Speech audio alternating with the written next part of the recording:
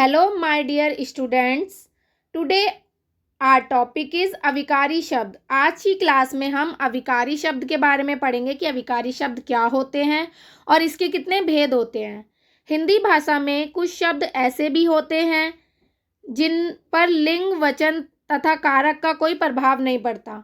मतलब कि जिन शब्दों पर लिंग, वचन और कारक का कोई प्रभाव नहीं पड़ता, उन शब्दों को क्या कहते हैं? अविकारी शब्द या अव्यय कहते हैं.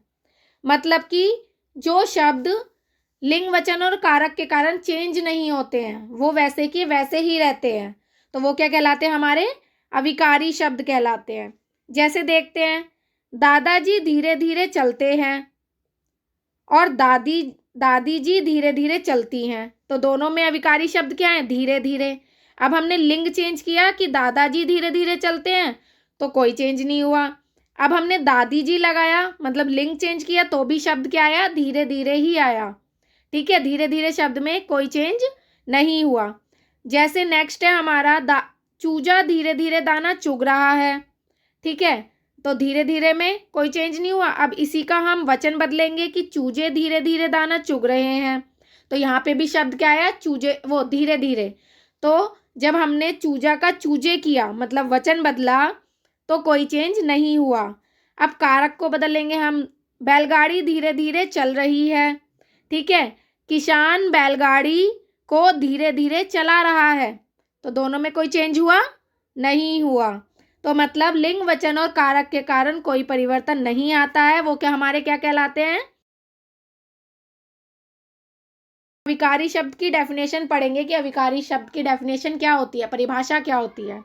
जिन शब्दों से लिंग, वचन तथा कारक के कारण कोई परिवर्तन नहीं आता है, वह हमारे अविकारी शब्द कहलाते हैं. मतलब लिंग, वचन और कारक के कारण कोई परिवर्तन नहीं आता जिन शब्दों में, वो क्या कहलाते हैं? अविकारी शब्द कहलाते हैं. आगे हम पढ़ेंगे अविकारी शब्द के भेद कितने होते हैं. अविकारी शब्द के 4 भेद होते हैं. कौन कौन से? क्रिया विशेषण, संबंध बोधक, समुच्चय बोधक और विस्मयादि बोधक. सबसे पहले हमारा है क्रिया विशेषण. हम क्रिया विशेषण के बारे में पढ़ेंगे कि क्रिया विशेषण क्या है. आप यहाँ पे देख रहे होंगे कि चित्र बने हुए हैं और उसके नीचे वाक्य लिखा हुआ है. सैनिक वीरतापूर्वक लड़ते हैं. तो यहाँ पे क्या हो रहा है? क्रिया की विशेषता बता रहे हैं कि सैनिक क्या है? वीरतापूर्वक लड़ते हैं. ठीक है. लतिका धीरे धीरे खा रही है. तो खा रही है, कैसे खा रही है? धीरे धीरे. तो क्रिया की क्या हो रही है? विशेषता बता रहे हैं. अंश रोजाना नहाता है. नहाता है कैसे, कब नहाता है? रोजाना नहाता है, डेली नहाता है. तो क्रिया की विशेषता बता रहे हैं.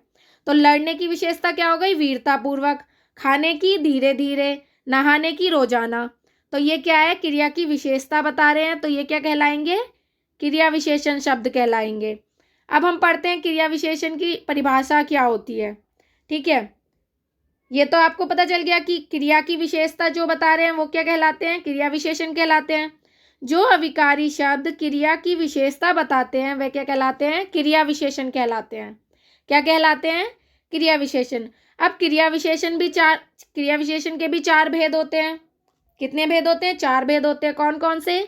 कालवाचक क्रिया विशेषण, स्थानवाचक क्रिया विशेषण, परिमाणवाचक क्रिया विशेषण और रीतिवाचक क्रिया विशेषण. ठीक है, अब इन चारों को हम डिटेल में पढ़ेंगे कि ये क्या क्या होते हैं. फर्स्ट है हमारा कालवाचक क्रिया विशेषण. ठीक है, जिन शब्दों से क्रिया के होने या करने के समय का बोध हो उन्हें कालवाचक कहते हैं. मतलब जिसमें समय का बोध हो, क्रिया का जो होना है उसको करने में समय का बोध हो. जैसे कि प्रगति कल नागपुर गई, तो वो कब नागपुर गई? कल. समय का हमें पता चल रहा है. नवीन सदैव मुस्कुराता रहता है. कैसे मुस्कुराता है? वो सदैव, मतलब हमेशा मुस्कुराता रहता है. तो यहाँ पे क्या हो गई? मुस्काने की वो क्या हो गई? विशेषण सदैव. तो इसीलिए ये क्या है? कालवाचक क्रिया विशेषण. क्योंकि यहाँ सदैव और कल से ये पता चल रहा है कि काल मतलब समय का पता चल रहा है. तो ये क्या हो गया है? कालवाचक क्रिया विशेषण. अब दूसरा है हमारा स्थानवाचक क्रिया विशेषण. जिन शब्दों से क्रिया के होने के स्थान या दिशा का बोध हो उसे स्थानवाचक क्रिया विशेषण कहते हैं. जैसे पिताजी बाहर बैठे हैं, तो बाहर क्या है? स्थान है। कुर्सी को यहाँ रख दो, यहाँ रख दो, यहाँ क्या है? यहाँ स्थान है, मतलब स्थान के बारे में बात हो रही है या दिशा के बारे में? दिशा है ना, यहाँ वहाँ। तो जिसमें स्थान और दिशा की बात हो वो क्या कहलाएंगे? स्थानवाचक क्रिया विशेषण कहलाएंगे। ओके बच्चों, अब नेक्स्ट है हमारा परिमाणवाचक क्रिया विशेषण। क्या है? परिमाणवाचक क्रिया विशेषण। जिन शब्दों से क्रिया की मात्रा अथवा माप तोल का बोध हो उसे परिमाणवाचक कहते हैं। मतलब कि मात्रा, ठीक है, उतना लो जितना खा सको, उतना लो जितना खा सको, मात्रा की बात हो रही है ना, उतना मतलब इतना ही लो जितना खा सको, ठीक है ना। तान्या ने खाना कम पकाया।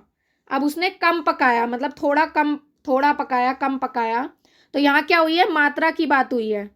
किसकी बात हुई है? मात्रा की बात हुई है। तो ये क्या हो गया? परिमाणवाचक क्रिया विशेषण। ठीक है, क्या हो गया? परिमाणवाचक क्रिया विशेषण।